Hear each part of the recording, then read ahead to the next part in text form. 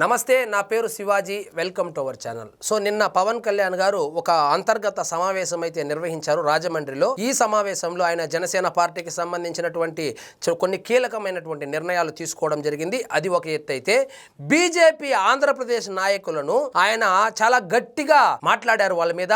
ఏమిటంటే, సో ఒక అమిత్ షాని, సో ఒక సర్దార్ వల్లభాయ్ పటేల్ తరువాత అంతటి పవర్ఫుల్ హోమ్ మినిస్టర్ అయినటువంటి అమిత్ షాని ఆర్టికల్ 370 రద్దు చేసినటువంటి అమిత్ షా సో పశ్చిమ బెంగాల్ దీది అబంధ హస్తాల్లో ఇరుక్కుపోయి ఏదో ఒక రోజు బంగ్లాదేశ్ లో కలిసిపోబోతుంది అన్నటువంటి పరిస్థితుల నుంచి బంగ్లాదేశ్ ని కాపాడినటువంటి ఒక పవర్ఫుల్ పొలిటీషియన్ మీద ప్రొఫెసర్ నాగేశ్వర్ అనే ఆయన నోటికొచ్చినట్లు ఆరోపణలు చేస్తే ఎందుకు స్పందించడం లేదని చెప్పి ఆయన అయితే ఆవేదన వ్యక్తం చేశాడు.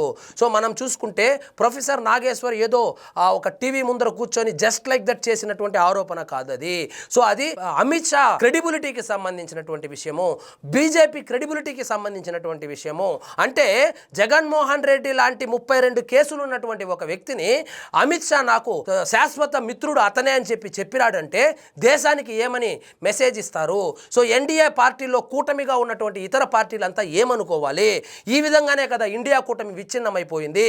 సో ఒక మాట మాట్లాడే ముందు, ఎవరైనా మన మీద బురద చల్లే ముందు, బురద చల్లిన తర్వాత ప్రతిరోజు తుడుచుకోవడమే కాదు, ఎదురుదాడి చేయాలి కదా.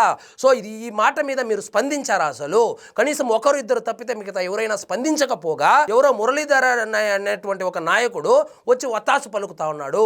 సో ఇది నిజంగా ఆంధ్రప్రదేశ్ బీజేపీలో ఏం జరుగుతా ఉందో ఏం అర్థం కావడం లేదు. సో వాళ్ళకన్నా తెలుగుదేశం పార్టీ కార్యకర్తలు, జనసేన పార్టీ కార్యకర్తలు పెద్ద ఎత్తున ప్రొఫెసర్ నాగేశ్వర్ ను సోషల్ మీడియాలో ఏకిపారేశారు. కానీ బీజేపీ వాళ్ళు మాత్రం ప్రొఫెసర్ నాగేశ్వర్ ని వెనకేసుకొని వస్తున్నారు. సో ప్రొఫెసర్ నాగేశ్వర్ అనే అతను ఏమైనా బీజేపీకి అనుకూల వ్యక్తా అంటే అది కూడా కాదు. పొద్దున లేచినప్పటి నుంచి నరేంద్ర మోడీ మీద, అదేవిధంగా బీజేపీ పార్టీ మీద ఆయన విషం కక్కుతూనే ఉంటాడు. అలాంటి వ్యక్తిని వెనకేసుకొని వస్తా అసలు సమాజానికి ఏం మెసేజ్ ఇవ్వాలనుకొని చూస్తా ఉన్నారో ఈ బీజేపీ నాయకులు అర్థం కావడం లేదు. ఆయన కమ్యూనిస్టు భావజాలం ఉన్నటువంటి ఒక వ్యక్తి ప్రతిరోజు ఈ బీజేపీని వీళ్ళు అంటా ఉండేది ఏంటంటే ఆయన టార్గెట్ చేస్తే ఆయన సామాజిక వర్గం ఓట్లు పడదని. సో ఆయన మాట్లాడేటప్పుడు మాత్రం సామాజిక వర్గం గుర్తు రాలేదు. సో ఇప్పుడు ఆయన తప్పు మాట్లాడి ఆయనే చంపలేసుకుని ఆయనే బహిరంగ క్షమాపణలు చెబితే ఇప్పుడు కులం ఎక్కడి నుంచి వచ్చింది, ప్రాంతం ఎక్కడి నుంచి వచ్చింది? సో ప్రొఫెసర్ నాగేశ్వర్ కు సపోర్ట్ గా నిన్న కవిత గారు ఒక ట్వీట్ వేశారు, షర్మిల గారు ఒక ట్వీట్ వేశారు. ప్రకాష్ రాజ్ ఎలాగో ఆయన పక్కన పెడితే ఆయన ఎలాగో పని పాట లేకుండా ఉండి వచ్చి సపోర్ట్ చేసినాడు అనుకుందాము. సో ఈ బీజేపీ నాయకులకి ఏమైంది? అసలు ముఖ్యంగా ఆంధ్రప్రదేశ్ బీజేపీ నాయకులు ఎందుకు స్పందించడం లేదు?